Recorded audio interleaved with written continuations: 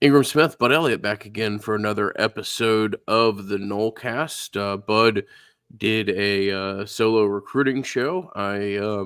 We tried to do the show last night. My rural Wi-Fi was just not having it. I ended up watching the show, Bud. Enjoyed it, and reminded of how it's a good format for you to do 25 minutes like that, because if you're super hyper active and interested in recruiting in February, then yeah, you can listen to Bud Elliott run down the board. And if you don't, then you can tune into a more broader show like this one. But if you missed it and you are a recruiting fanatic, I would certainly point you in that direction. A lot of good information from Bud all over the country there. Some of your what you can garner at camps, and enjoyed the catch up on recruiting. Yeah, man. I'm glad. Did you hit the like button? I did hit the like button. In fact, but I even typed out a question, and then I was like, "Hey, idiot, we're just doing a show tomorrow morning. Why don't I just ask it then?" But yeah, made me laugh at myself there. But no, I was an engaged viewer. So I'm good to know. I'm glad to know the Wi-Fi has enough bandwidth to actually watch the show. That's good enough to consume, just not good enough last night to participate. So happy to resolve some of that. So if you guys are part of the Bang Bang notification gang, let's tap in and hit that like button, and really it helps the channel, right? I think it's a low lift to hit the like button, and hell, if you want to share it on your social media, that's cool too. It helps us out. We like helping people out. Tampa Knowles hat on day. By the way, really quality hat from Tampa Knowles. Like, they did a nice job with this thing. The little gold rope. It's a nice touch, and it just fits my big dome. Pretty good. So great hat. Fun event. It was, man. Before we jump in real quickly, we did the snap count draft a week or two ago. If you missed it, I would say that still a vast majority of our audience is podcast consumption, but that one is probably a more visual, or at least it may be an improved experience visually. If you want to go back and look at us redo the snap count draft, we're fortunate enough that we've done this long enough, and we can have charitable endeavors in which we point to. And I do want to point out that of what I requested Bud to make good on, as I was fortunate enough to win this year. But Ryan Green is a name that, if you're a Seminole fan for more than a decade or so, you'll recognize. Member of that early Jimbo era, which ultimately brought a wild amount of talented athletes to campus and resulted in a national championship. Ryan Green was always beloved by his teammates, and also talked about the fact that in a locker room full of freak athletes, Ryan Green stood out and just never caught exactly for right position or whatever else. But the Battles Inn is partnered with Big Man Big Heart, Dylan Gibbons, charitable endeavors. Ryan, in a tragic but heroic story and inspirational story at this point. His nephew was staying with his grandmother. Long story short, his nephew fell into a pool. Ryan found his nephew face down in the pool, saved his life. James Coleman, not James Coleman, another Florida State fullback, Freddie Stevenson, has a good piece of content on this if you want to go out and see that experience more. But Ryan Green saved his nephew's life. It was to a point to where the brother actually returned home, Bud. And my understanding is his brother just told Ryan, "You can stop trying CPR on him. I'm pretty sure my son's dead." Ryan Green didn't, continued on, ended up saving his nephew's life. There are some complications because of that stretch of time where he didn't have access to oxygen, and some long-term consequences of that.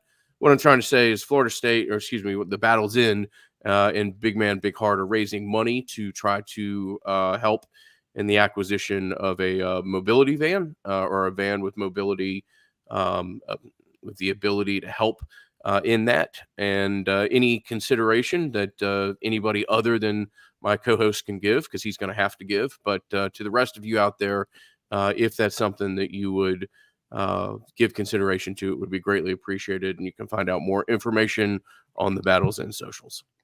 Dude, that is a great cause. I know Ryan, his dad Vader, decently well from recruiting. I mean, we're going back a minute here. Like, we're feeling old. really, really old. My buddy Chris, by the way, this morning sent me a video that said, if you remember this movie coming out, congrats, you are now Frank the Tank. So that was 20 years ago. Yeah. So we're definitely old. That is a great cause. I will donate happily. And yeah, if anybody wants to help out as well, that is, I mean, good on Ryan, man. Like that's awesome that he was able to do that. Shoot. So that's cool. You guys are partnering with him as well. And I'm more than happy to do that. Although next year I want you to be donating. I'm going to get some revenge on the snap count draft, dude. This is, we shall see. All right. So everybody wants to know, what was the question that you wanted to type into the chat? Oh yeah. So I wanted to ask you if, obviously recruiting rankings don't revolve around the transfer portal, and the sample size is still small, but if position availability later in the transfer portal will impact how you guys grade high school prospects. Now, again, sample size is relatively small, but one area, and I'm not talking about since I got involved with the Battles End, I'm talking about conversations you and I had 3 or 4 years ago when the portal started opening. You know, I thought you'd be able to grab a linebacker whenever, you know, under any circumstances, and that that would not be a challenge. 4 or 5 years later, or 4 years later, that's proven to be a significant challenge. We're starting to get some pretty decent data tied to NFL draft picks that are confirming what it looked like as far as the challenge in finding linebackers in the portal. It may not be linebacker, it may be other positions. But as this process evolves, do you see that ever impacting high school recruiting rankings? You talked about the fact that, you know, tackles and ends, and you guys put 5 stars more commonly on positions that end up high NFL draft picks. Would portal availability enter into the ranking process at any point, do you think? So it's an interesting question. I'm trying to think through this. I hadn't really considered this, and it is interesting. So we want to have the most accurate rankings, right? And in our opinion, and basically the opinion of everybody, all the other ranking services, the way that we judge that is the NFL draft. Because otherwise, it's like, oh, this guy was an all conference, but like, does that really count in that conference? Or, oh, like maybe he played slot receiver for, you know, Eli Drinkwitz, right? And they just, you know, that position is just that position is going to eat. Like we talk about when we do the prize picks thing in the fall. Like, guess what? The names don't matter. The position just gets fed in this offense. So he's going to have 1 million catches. We had him as a 3-star. He's a like 2-time all SEC guy. Then he goes undrafted. So we like to use the draft as, you know, kind of the metric. But it's interesting that we think about this. Is there an argument to be made that while linebacker is not considered a premium position, maybe the super premium linebacker is? Like, I mean, let's be real honest here. Georgia let Jamon Dumas-Johnson walk. Okay, and like that's a pretty good linebacker. I'm not saying he's an all-world linebacker, but he's a guy that played like 800 snaps for Georgia over the last 2 years on 2 of the 2 of the better defenses in the country. That guy doesn't suck. I believe he was a Buckus Award finalist at one point, and had all sorts of preseason accolades as well. Yeah, and yet they let him walk largely because he got Wally pipped. He got dinged. CJ Allen comes into the lineup, and so maybe there's an argument for a kid like that to be even higher. One of the problems with judging high school linebackers, and I do think it's a bit of an issue and has evolved so much, is that some of the stuff you have to do in the college game is not exactly the same as what you have to do in the high school game in terms of how you play the pass, some of the RPO stuff that you run and that you face up against. So you're largely judging it instincts and athleticism and frame projection, just like you would any other position. But there are in some ways, there's some quarterback style corollaries there. Quarterback, there's a big mental load jump that you make from high school to college. Even if you're going from a really quote unquote complex high school system to a quote unquote simple college system, I guarantee you that simple college system is still more complicated than what you ran in high school. So that's an interesting question. But I saw the tweet from Max Olson, and I've seen some data on this, that it has been harder to find linebackers in the portal than anticipated. And I I wonder sort of like at what level, right? Is it hard to find a linebacker who can come and start at a playoff contending team? Because I have to imagine that there are a number of guys, who can go start for like an average Power 5 team, but don't end up getting invited to the combine. However, let's think about this. Like if they're moving from a G5 team to a P5 team, that probably means that we had a lower grade on them. So why? Is it because they didn't show the athleticism? Well, that wouldn't really change, most likely, unless they just never ran or had verified times or whatnot. I guess there is some chance that you could be like a safety, or a safety who's really quick. Somebody's probably going to take a chance on if they think he has the frame to blow up. Maybe if you're a corner, a quote unquote big corner, who's not really fast enough to play corner at Power 5 and probably not fast enough to play safety at Power 5, who then has that big growth spurt. I kind of want to dig into where the success stories at linebacker who didn't get drafted and didn't get invited to the combine, but were relatively okay players, where did they come from? Because you're definitely right, man. There's not a lot of like elite level linebackers jumping in the portal. I would say even plus level. Yeah. Yeah.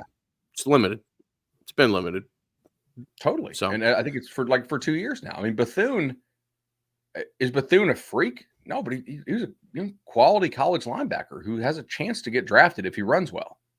He got invited to the combine, right? Yep. Let's jump off there. FSU had 12 combine invites. 12 combine invites. Pretty much everybody you would expect. Akeem Dent was the only person that I thought had a chance to get invited that didn't. 12 combine invites, and I'm not just saying this. I think legitimately 12 guys that will go up there, test well, and will do exceptionally well in the interview process. Like if there's a team that's interested in Tatum Bethune and sits down with him, he's going to check every box in the world. I'll tell you who else. And Keon's resume speaks for himself, but Keon's going to do real well in interviews. He's super personal, hilarious. I'm interested to see how these guys run, how they lift, and what the feedback is on some of these guys, because they're, from my experience and from what we can tell from afar, guys who, for what that locker room component matters on Sundays will absolutely check that box. Do you think linebacker is an easier retention position than some others? That's a question from the chat from Morgan. Yeah, it hasn't proven, in my opinion, it hasn't necessarily proven to be. I mean, the lack of linebackers is not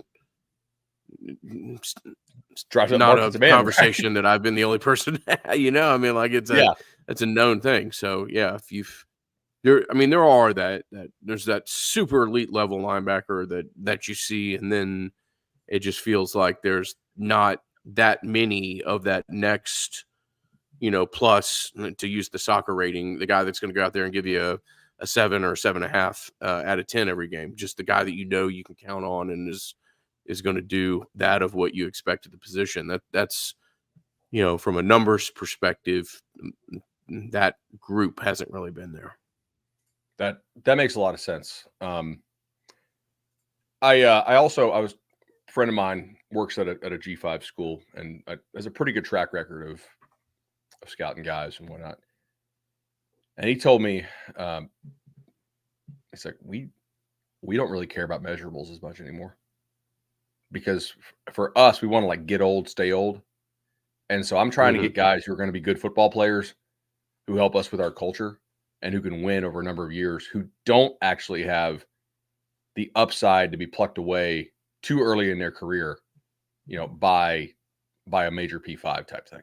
Yeah, because we don't really have. My friend who was at Southern for a long time, Georgia Southern, has moved on. But I mean, listening to him talk about that was fascinating. I mean, 10 or 15 years ago, they would get hey, if this kid was 6'2.5", he'd go to Georgia, but he's 6 foot, so we've got a chance of getting him. And at this point, it's not. I mean, that's still certainly, you're going to work your way down the natural pecking order of college football. So I'm saying that, but at this point, that kid can be 6 foot, but if he goes out and he's a first team all conference player, no, we'll see. We'll see if we can hold on to him or not. It's a whole nother challenge. Totally. Let me look here.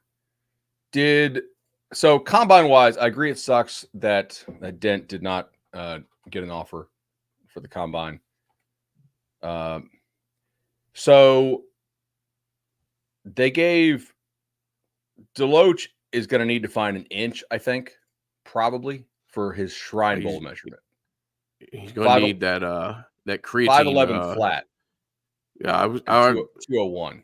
Yeah, that was the number that concerns me more. I mean, look, you know what you're getting with Kalen as far as the speed and the agility, but he's got to get he's got to drink like 3 gallons of water before he weighs in or whatever and hold it, because that second number is the one that, in my opinion, is the more concerning one. Totally. If you can fly and you can read ball, you can be 5'11" in the NFL. 201 pounds or whatever is going to be a challenge. I mean, that's an undersized safety, really. So the only other guy who's even close at the Shrine Bowl was Darius Masao from UCLA, who was 5'11 and a half and 186. 186. I take it all Which back. Suggests okay, that's more like a +1 safety type thing. Dude, 186 is a corner. That's basically that's a safety. That's crazy. Okay. Yeah. I mean, I know of corners who will watch what they eat before they weigh in because they don't want to weigh over 200 because they're worried they're going to get moved to safety. So yeah, that's interesting. 186. Whew. Okay. How many combine invites did Alabama have? Was it 9? The clearly superior team? They had 9. What, Texas had 10 or 11. Everybody else is kind of in that range. Herb Street doing the whole gone country thing since he moved to Nashville and just riding for the SEC. Oh, what a surprise! Nick Saban is you know the country music song reference. Okay, yeah. I mean, come on, dog. Yeah, I just thought it was like, weird. He moved to Nashville and all of a sudden he's just riding the SEC nonstop. Yeah. Look at them boots. No, that's hilarious. I do think that the development piece for FSU, even though you can tell me like some of these guys weren't from high school, totally fair. But they have multiple years in the system in many cases. Like Johnny Wilson played multiple years here. So did Jarian. So did Bethune. Renardo was a high school guy. Fisk was a 1-year, Verse was a 2-year. So I think that, I know they get negatively recruited pretty hard by some programs who don't win as many games as them. We all know what we're talking about. I don't know how well that's going to work long term. That's what I'm saying. Josh Farmer came in as a 228-pound defensive tackle. Okay, Farmer's got a chance to be a 2nd-round pick next year. Like good luck. Good luck. If that's what you're saying, it's like, oh God, it's so horrible that they turned Jermaine Johnson and Jared Verse into 1st-round picks. That's you don't want to go there. I just think some of those narratives are about to get blown out of the water if they have a whole lot of traction. I do too. And if you think about this staff, right, that Mike has built, if you did the whole create a player thing, hey, you get this many attribute points to build your staff out, right? There's a lot of things that this staff does really well. And I think we'll get to this in a minute when we talk about like the coaching clinic from over the weekend. Now, I don't know that the salesmanship aspect is their best strength. I don't think that they completely suck at it. And they are, I think, working to get better at it, clearly. And I know they are. In fact, they've talked about that some. I think both on and off the record. Like it took some time. But if you have a really good product to sell, that helps you. And I think they're going to have more and more product to sell in terms. You have the wins to sell now. You have, I think, culture to sell. Now you're going to have some real NFL draft wins because all the guys that get invited to the combine won't get drafted. That's just, they invite a lot more guys to the combine than are going to get drafted, but a decent number will. Yeah, 12. I would expect 10 out of 12 if I were gambling. But I think that's fair. Like, we need to see what Bethune runs. We need to see what Deloach measures in at. I think Deloach gets drafted almost regardless. Now, it might be on later, special teams, you think, too? But it's just too many flash plays. His style of play pairs too well with where the NFL is right now. I mean, I do think that there's particular systems out there that pair really well with what Kalen does. I do think Braden Fisk is a guy that we could, he might be the second guy taken off the board for Florida State. I have some friends who are involved in the Senior Bowl, and a couple guys that I know in personnel offices on Sunday, and he's not a mystery to anybody. I can promise you that. Do you have a guy? Do you have a guy who will not be a top 100 pick from this list, who you think is just intangibles, style, whatever it may be, is like the best bet to be like a 3 contract player? Yeah, I mean, it's not fair because Johnny's kind of right there, right? Sure. I mean, I think, if Johnny goes 104, then am I really? All right, let's say accurate. Not top 4 rounds, like a 5 to 7 round guy, most likely, or back half of the 4th to the end of the draft type thing. Yeah, it wouldn't surprise me if either Renardo or Jarian are 2 contract guys in the NFL. I mean, that's where I would go. Renardo was the one I was yeah. Just because the technique, like the work, like he's kind of a craftsman. If you want. But Jarian's putting a lot of work too. All these guys work hard, and I'm not suggesting anything else, but like Renardo Green is borderline, makes you feel uncomfortable with how singularly focused he is on things. It would be those 2. It would. Have you? And I'd also throw in Kalen. I think Kalen could be a second contract guy that some people it might really surprise. Just again, depends on what as his body matures. Just having been fortunate enough to spend. I think Kalen's done growing, but like you look at his dad. His dad's probably 2 or 3 inches taller than him. So there's certainly some frame there. And Kalen may continue to mature and find a way that helps him carry that extra 10 or 15 pounds that you'd need to be a Sunday player. That makes a lot of sense to me. I was listening to. I try to like branch out in the off season, listen to some other pods. I was listening to one on baseball scouting. They talk about how like the speed tool degrades. So the guys who get the second and third and like your speed is kind of gone by like 26 or 27, relative to what it was at like 21, 22.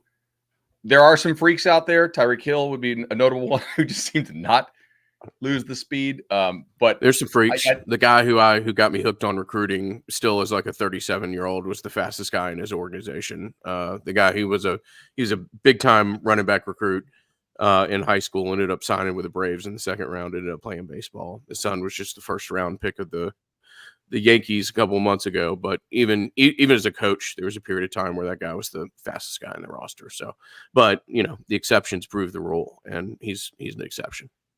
For sure. So we talk about player development. We talked about Jarian going from a guy who was sort of, if offenses were finding the duck and you kind of were going duck hunting. I mean, 3 years ago, now he was playing through some stuff for sure, but he got so much better. Like that's a great development. Like if you want to be like, hey, you know what? He came here from Mississippi State.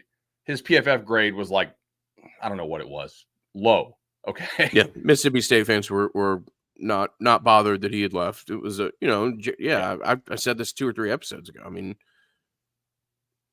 I don't know that I've ever been as wrong about a kid as where I was with Jarian after a year or so on campus. So he's gonna have to be something that lives in the back of my mind moving forward, just to see that much growth from somebody and the amount of work that kid put in.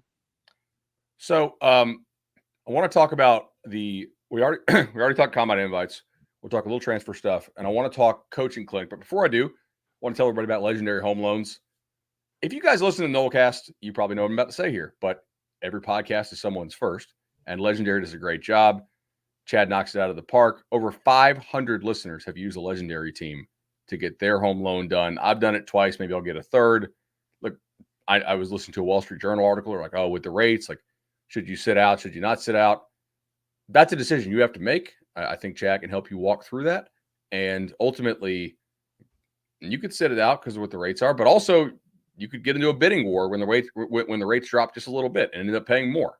So give me a call if you're looking for a home. I know a lot of people have set out the market for the past 12 months or so. And now may be the time for you to jump back in. So we shall see. And they have a lot of programs that really work with you exceptionally well. I went to the coaching clinic over the weekend. First thing I want to say, or sorry, go ahead.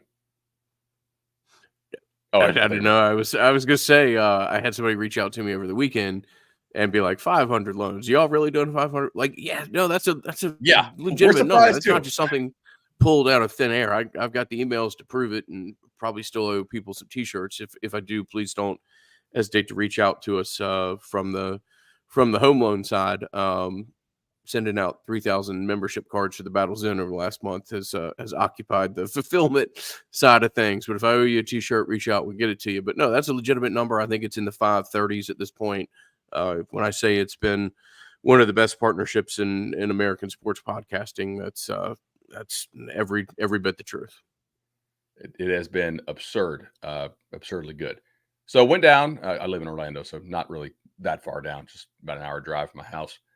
And saw FSU staff down there at the coaching clinic, high school clinic. Talked about this briefly last night. Went back and listened this morning to the stuff I said last night. A couple things I want to bring up that I wanted to say where I just didn't say last night. One, man, Norvell looks a lot better. Just from a physical appearance, attitude, demeanor. I was at the convention in January, and people know I'm a Florida State guy, and that like other coaches, they're like, is Mike okay? I was like, man, I think that whole staff took this thing really hard. You know, I'm not going to speak out of turn and anything like that, but man, I got to tell you, he just looks physically better. Like he's there. Mm-hmm. When we had him on the signing day show, I would tell you he was a trooper just to come on. You know, you could tell he was just, that whole staff was still kind of shell shocked about what happened, and that just sucked. But I think he's back. Just that's my opinion of seeing him in person in December, seeing him in January, and then seeing him now. This and the energy and just I know that's just his style. Like when he gets up there and talks, he's going to preach to you for an hour. And he went over his time, of course, and took questions and whatnot. A couple things that, just comparing, contrasting, and there's no right way to do this or not do this. But the more I watch these coaching clinics, I do think that simplicity, not lethal simplicity, but there's some level of simplicity for your players in terms of how you communicate what you're doing to them that can inspire confidence and not overwhelm them. And FSU does a lot, but I think that's one of their better strengths, man, is that they keep it simple for the kids, or at least they communicate it in a simple way. Mike's speech, I thought showed a lot of that. We talked about trying to grind small edges and find inefficiencies, call games differently in certain situations for the fourth down stuff, making sure that everybody on the staff understands why you're doing it. So, hey, if you're going for a fourth down on your own side of the field, you need to have that meeting and talk about that earlier in the week, right? With your D coordinator. So you just talked about limiting turnovers, which FSU was extremely good at limiting turnovers. They're also, let's just be real here, statistically, it's going to look like they're unsustainably good. Like having only 4 turnovers in a season is, or 4 interceptions, I believe, in a season is pretty pretty nuts. Although I will say they are using the 13 game stats sample in all these graphics, and I don't blame them one bit for that. Right. I think Mike acknowledged the Orange Bowl like one time. He's like, "Yeah, that could have gone better. We took this team to 13-0. It was just he's like just absolutely, yeah." So I'll contrast this to a coach that I think is probably pretty good at some stuff in Billy Napier. Like I think if you look at it, Napier's probably a pretty good quarterback developer, and he did find Mertz out of the portal and got Mertz to play a lot better. But man, the complexity of you can know what the plan is because you work for Saban. You can know kind of how to execute the plan. I talked to a guy that worked for Nick for a long time and also worked for Jimbo. And one thing he told me a long time ago sticks to me. He goes, man, it's a different deal to know the plan and to actually have the skill to manage that many polo shirts. And I just think FSU is more organized. Like, not bigger staff. Florida has an army of staff. And FSU's adding staff. But, like, I think Mike manages them better. Yeah, polo shirts come with cost associated, certainly. But I do think that, obviously, if you look around and we can talk about construction in a second as well, there's a pretty visible commitment to football. Well, I guess what I'm trying to say is I think if Mike wanted to add 6 more polos or whatever he could, and obviously there's always you need more people. It is a resource game, and you need to make sure you don't fall behind some kind of tipping point or point of consequence when it comes to resources. But I've never spoken with Mike Norvell about this. I don't speak with Mike Norvell about much. But I don't know that in a perfect world, Mike has an army, has what, it has one of the 2 or 3 highest polo numbers in the game. When it comes to, when I say that, I just mean, support staff, shadow staff, etc. There may be a little bit of a split in opinion as to how effective those things are once you get to some type of critical mass. Well, how many guys that on the Saban tree have successfully managed a staff that big? Because I think that's a separate skill. And everybody's like, oh, let's do the Saban plan. All right. But Jimbo burned really hot because he micromanaged everything, and then he burned out hard.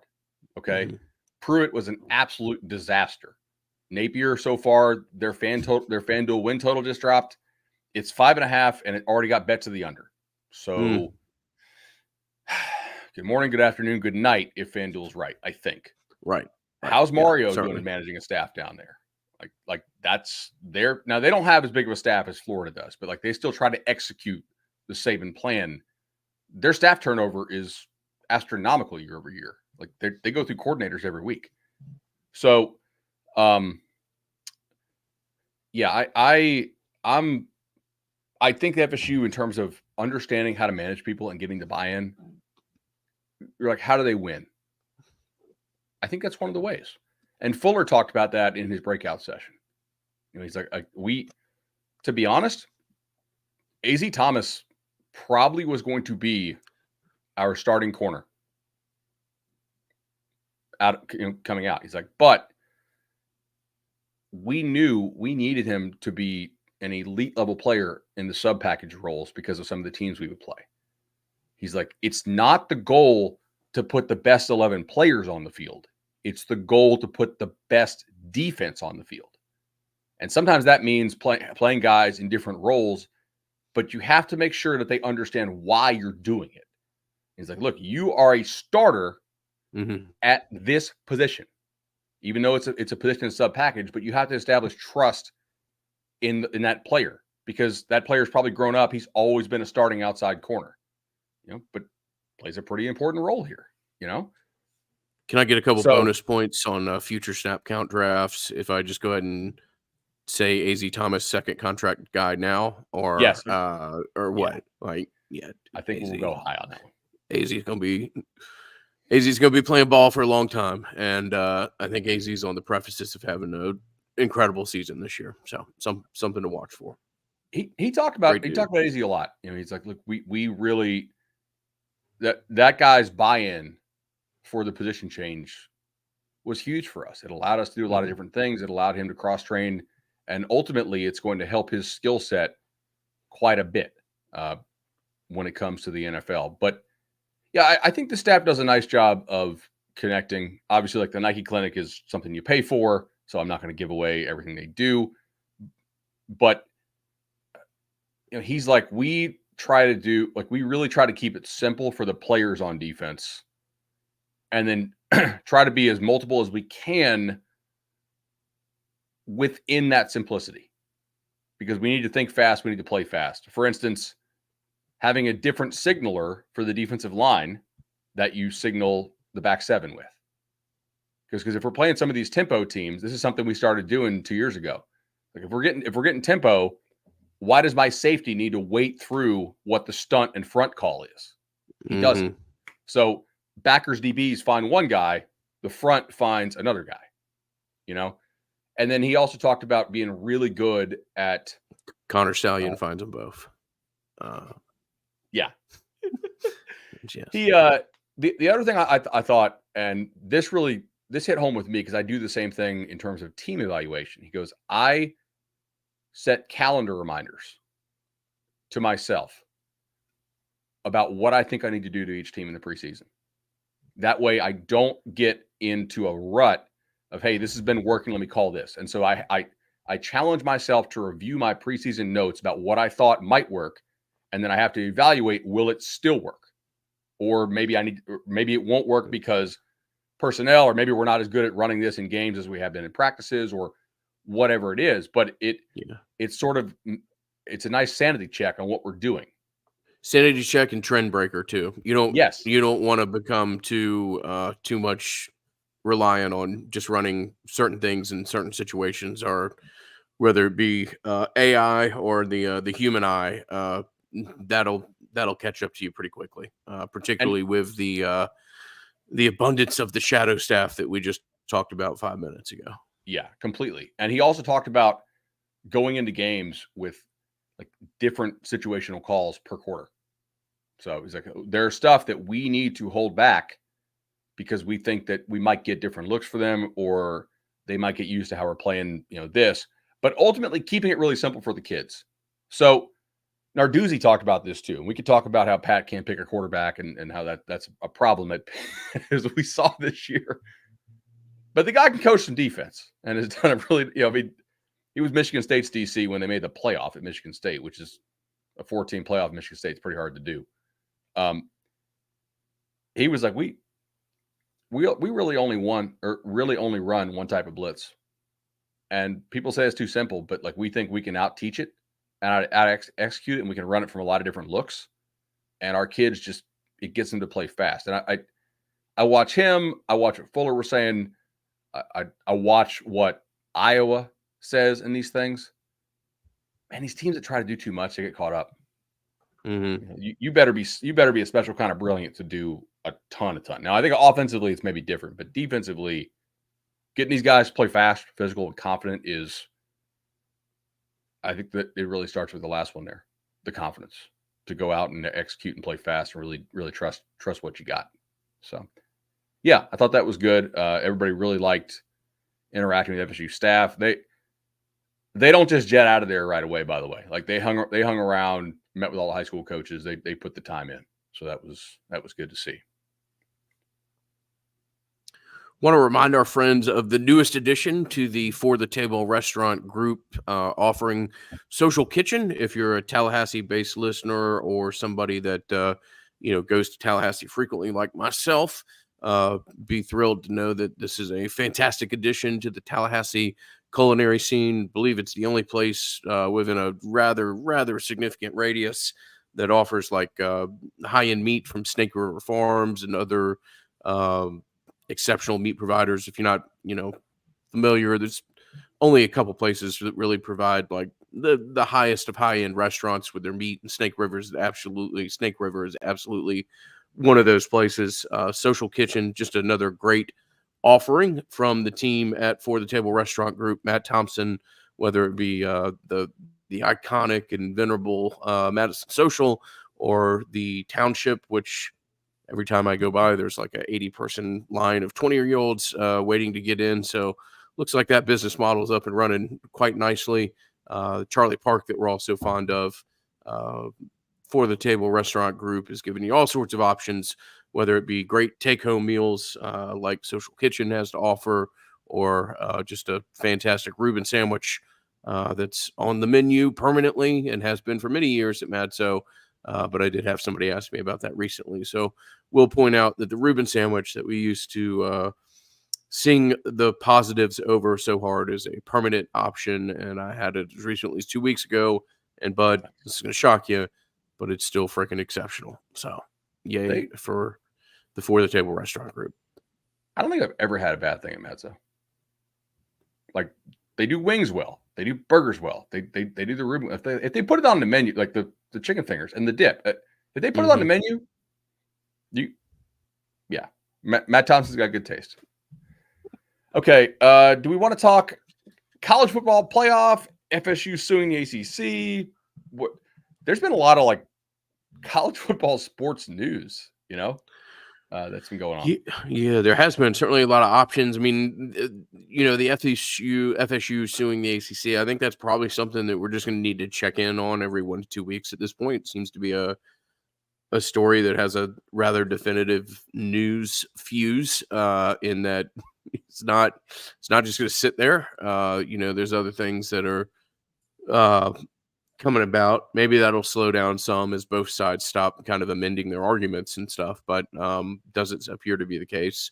I still think that you're on, watch to see if any other institution in the conference does something like this. And that will be a pivotal moment in time if and when that does occur. But yeah, I don't know that there's a ton. I mean, fortunate in your legal background and what you're familiar with on the subject, but maybe there's a Nolecast in the future where we try to bring on an attorney with exceptional experience or details on that, and can give you a better idea as to where we are in that process. But I personally am just kind of taking a wait and see, and if one of these developments is uber significant, we'll have a third face on this podcast talking to you about it and what it might mean. I will say that just from a 10,000 foot view, I am more confident that FSU will get out of the ACC and into what's next on such a timeline where it is not significantly detrimental for them to have suffered through. Now, I don't know if that means they're out next year or if they're out 2 years from now or whatever. But I do think there are so many things going on in the sport that are changing, where there are just certain teams that are not going to be left out because the networks are going to want them. And they do draw. This is part of the reason why it was so important to make sure you were putting a good product on the field these last 2 years, to make sure that at the time of extreme crisis in the sport that you maintain a certain level of being really, really attractive. So it's very important to retain good players on your team and make sure that Tallahassee is an attractive place to be once you sign. So that has been a real important part of this. Obviously, the Battle's End has done a great job with the player retention piece, thanks to the NIL opportunities that you guys are able to arrange. And I'm just very confident that maybe somebody will actually or Old Takes expose this, and if so, that would suck. But I think FSU will get out on a timeline where we're looking back, not that bad. Maybe frustrating at times, but I think they're going to get out on a bit of a friendly timeline here. And I don't know at what cost. We'll have to talk about that. But I think that factors into the idea that it's not going to be that bad. I think that opinion is shared by a good number of folks at FSU and people who are not always just blindly cheerleading, just guys who have been skeptical about stuff in the past. Like, I think we're going to be good here, man. Mm-hmm. So that is fantastic. Let me see. Do we want to talk? Did you see the playoff signed with ESPN for like $1.1 billion? I thought they were going to get like $2 billion. I didn't see that. I was not familiar with that figure. No. ESPN can sub licenses. They can sub it out if they want to, but so I mean the number I had seen thrown out was they were looking to get $2 billion, which would be a huge number. Now, Amazon just paid $1.25 billion, or no, $125 million for. Excuse me, yes, $125 million for an NFL wildcard game. So I guess if you sort of extrapolate from that, college football first round playoff game is certainly not going to get an NFL wildcard game type of rating. Like NFL is king. It's just by a lot, but it's still the second most popular sport out there. So I thought they would get more. SMU is going to get a 50% of a Power 5 share. So like that's sort of the existing Power 5 teams don't want to give these new teams Power 5 shares of the playoff revenue. And then if you were not already in a Power 5, so like Texas and Oklahoma keep it, Stanford, Cal keep it, but SMU no. Yeah. And then I guess we're going to get a vote this week potentially. Did you see this whole Washington State thing? How they're holding up the playoff format? I'm not familiar with this either. No. All right. So currently they're 6v6, right? Or 6 auto bids, 6 at-large bids. Most of the leagues, the big leagues, want to go to a 5+7. So 5 auto bids, 7 at-large spots. With the logic being that you wanted to have all the Power 5s plus 1 G5 spot represented by the auto bids, thus the current 6v6. So Power 5 plus 1. Now that we're going to Power 4 or Core 4, whatever you want to call it, 4 plus 1 would be 5.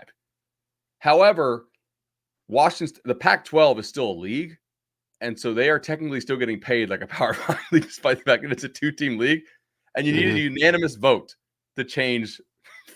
And so their president is like, now look, our insistence that we still get paid as a Power 5 is completely unrelated to our vote on the 6v6 to 7. However, both items are worth discussing separately. Indeed, they are. Okay. Yeah. Humors. That was pretty wild. What quarterbacks are you confident like really going to be top of the draft next year? Yeah, so I saw you do a video on this a couple days ago, or at least I saw it a couple days ago. You might put it out a couple weeks ago.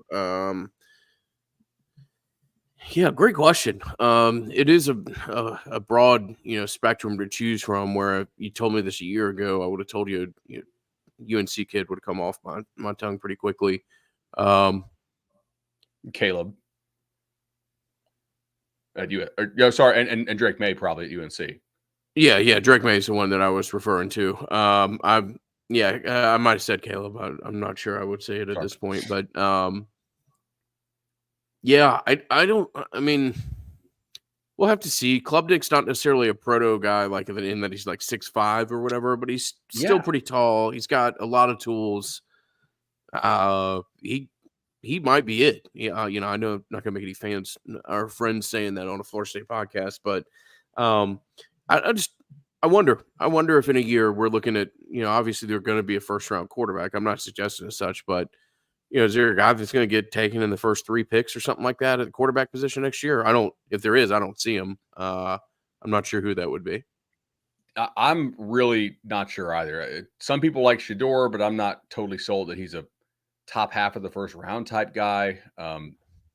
Some scouts I know actually really like the Wegman kid, but he's been hurt almost all the time. But they think some of the physical stuff he does is really at A&M. So maybe there's some chance that A&M is a really damn good. Like if he's actually plays like a top half of the first round quarterback, then Jimbo's gonna look like an idiot. As far as how they used him. And Mike Elko. He got injured last year too, didn't he? He did. Didn't he not break his ankle, but he got some kind of significant ankle injury? He only played like half a season, or maybe less than Max Johnson had to play. I guess I watched a lot of Texas A&M instant reaction podcasts last year, but so I got familiar with with their health, maybe more than I would have otherwise. I was inches away from watching Texas A&M Instant Reaction podcast. I guess the point, Carson Beck's probably the one. If he takes another step after his first year of starting, that would make sense.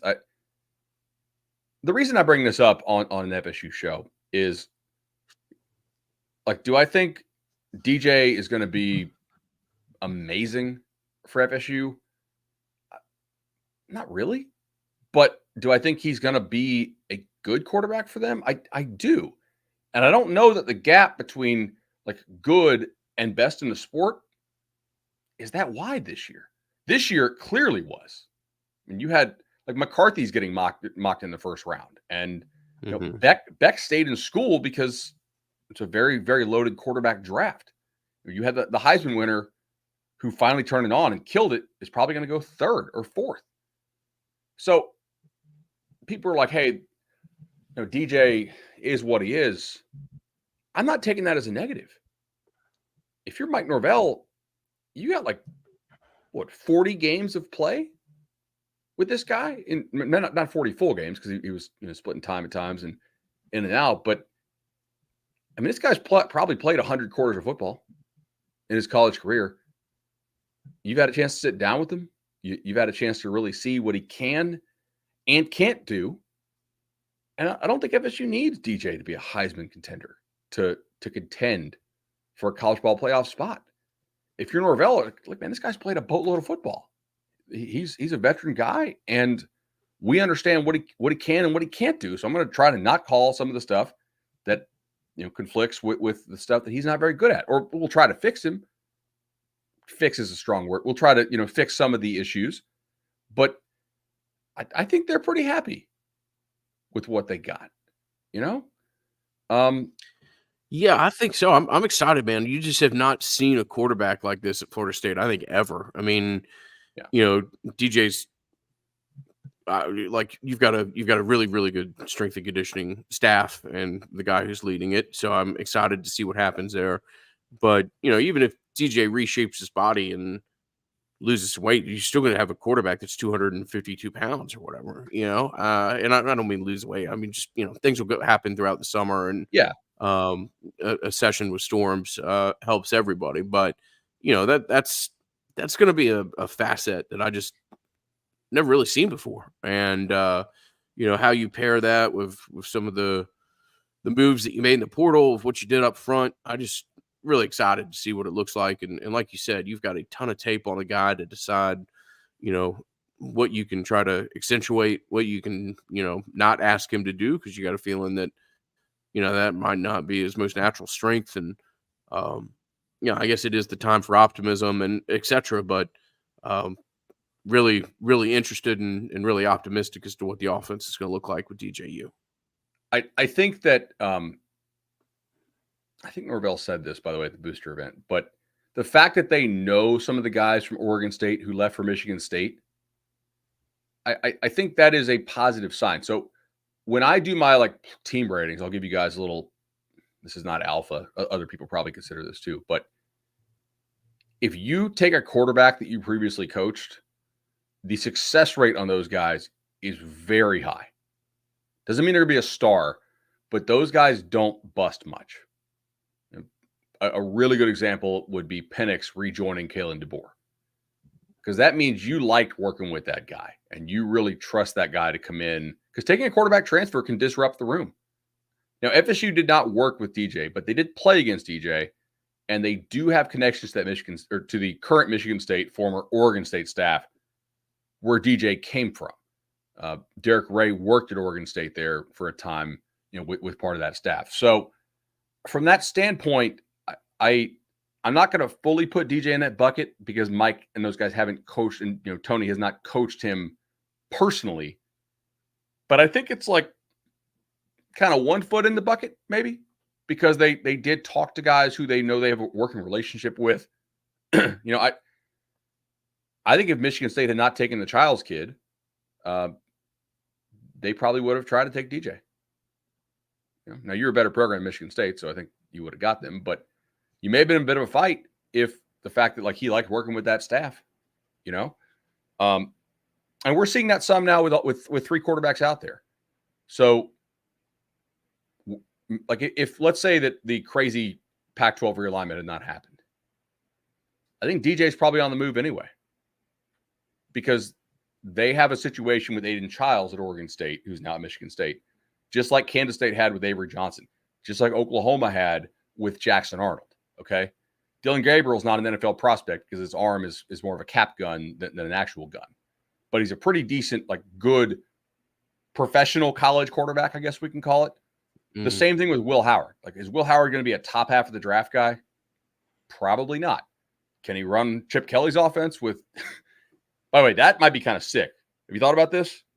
Judkins, Travion Henderson, and Will Howard, who can really run in Chip Kelly system with Ohio State's blocking. That could be nasty. I think DJ would have been in the same situation, man. So I'm just feeling positive vibes today. You know, it's such a high floor operation, and I don't even know if they know what kind of team they're going to have because there's so many new pieces.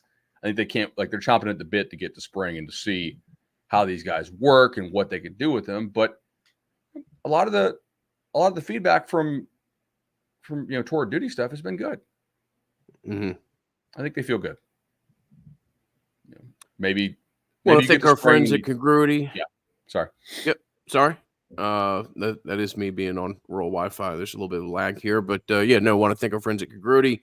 Matt Lewis and his team. I've actually got to call Matt today about some things that are tied to his helping me with the Battles End side of payroll. But Matt, fantastic guy, whether it be payroll, HR, anything that you need as far as the basic components of running and optimizing a business.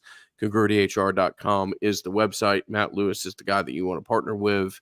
And if you want to shoot me a direct message on Twitter or whatever else, I'm more than happy to offer a third-party introduction, and can't recommend those guys highly enough. So CongruityHR.com, a longtime partner and presenter of the Nolecast. Did you see the FanDuel win totals came out? I've heard of some of them. I haven't seen a comprehensive list. All right, so let's just go in conference.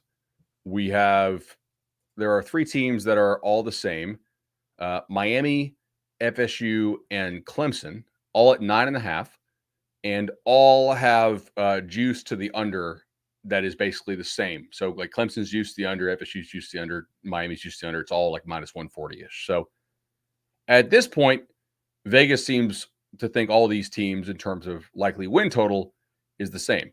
However, if you were to derive like a market-based power rating, just stay with me here, from these win totals, you would actually see that Clemson is, by Vegas, slightly the highest in terms of power rating, because they do have to play that Georgia game, which is probably the only game that these teams play where they are a significant underdog among Florida State, Clemson, Miami.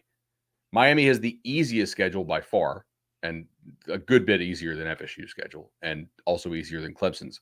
So Vegas has Miami as the worst of those three.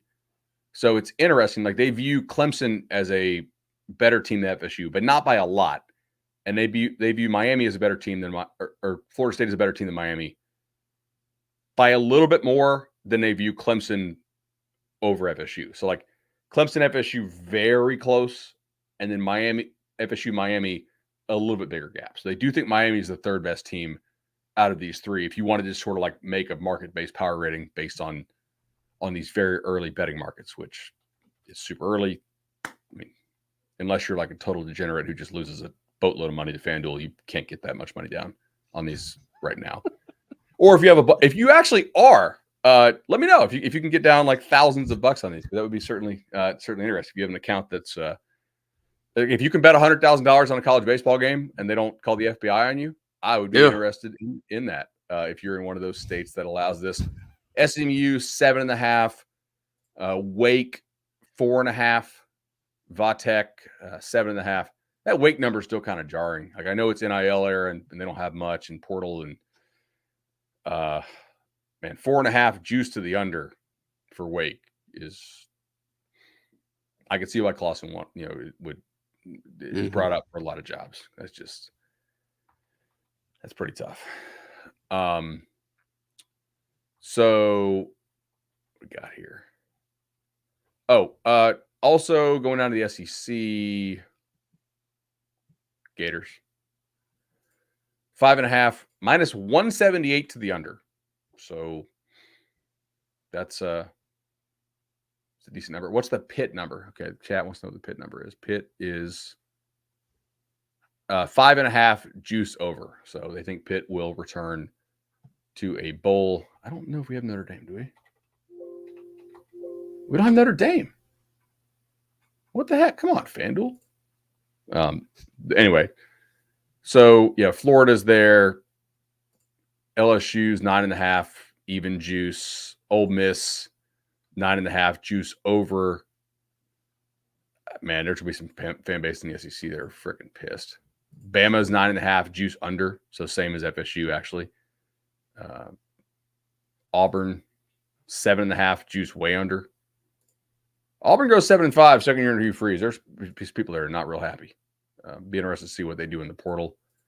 Oklahoma 7.5 juice under. So, yeah, I think this program's on really good footing, man.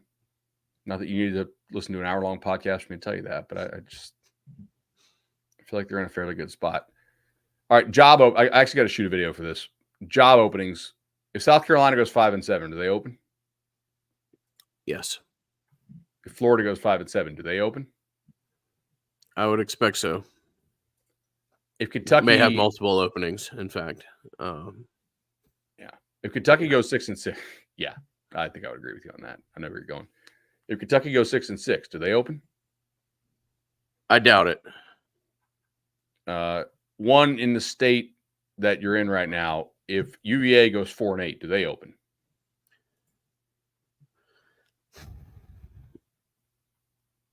That'll be close. I think no. I think they may give him another year. The situation there, I mean, they had a literal shooting like that. They still have the quarterback kid from. Yeah, they still have the young kid. We'll see. UCLA's maybe if he gets injured or something, but I think they want to see that through. So he might get another year. You know what's brutal? Washington plays for the national title. 7.5 juice under. Welcome to the Big Ten. 7.5, yeah. Man, and juice under. Like you could. The last team to play for the national title and miss a bowl game is TCU, but before that, it did take a couple years. I think so. That's wild. USC 7.5, by the way, too. That's a program that's interesting to watch right now. Yeah, I mean, they've. I'm sure in the long term, USC is going to be fine. Interested to see how they navigate the near term. Extremely. Checking in with our friends at Colorado, 5.5. 5.5. Okay. Okay. First of all, I do think that they're probably going to make a bowl if Shedeur stays healthy for 12 games. Like he is legitimately a good quarterback. Got a lot of portal players. We'll see. Have to learn more about some of them, but 5.5. Okay, of the ones we've talked about, that's probably the one that I'd be the most willing to dabble with the over. Yeah, I tend to agree. If they don't make a bowl, and all those guys who are kind of came together are going to the NFL. What odds would you give me that Deion retires if they don't make a bowl, or just kind of not quits but quits? I mean, well, this is they're pushing the metaphorical chips into the middle of the table on this year. I mean, that's why they signed as many kids in the portal class, in my opinion, anyways. It's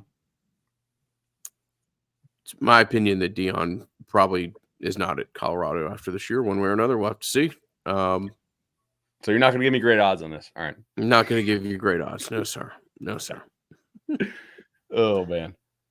If Penn State doesn't make the college ball playoff, is Franklin in trouble? They gave James like a 10-year, $150 $10 million contract. Yeah, I mean, Their over-under is maybe 9.5. if you say for the next 3 years or something like that, but not in a one-off. No, Yeah, no, he's I tend fine. to agree. Franklin's not going anywhere anytime soon. Totally agree. Cool. All right. All right, man. I got 65 minutes. There we go. Pretty good, man. Enjoyed it. Had a sampling of Nolecast out there recently, so this has been good to jump in, start the morning off. Bud, send you on your way. Enjoyed it as always. Thank you to our listeners. You get a chance to like it if you're on YouTube. 5 stars on or Apple Podcast, whatever it is. It's appreciated. And we'll be back in a week or so with more Florida State football talk. And baseball season's about to start. Maybe we'll bring on a baseball guest to give us a quick little preview as to what it might look like for Link and the boys out there. Little Omaha, maybe. It would be more appropriate for our guests to talk about. All right. I'll see you, buddy. All right, dog. Talk to you later. Like the video.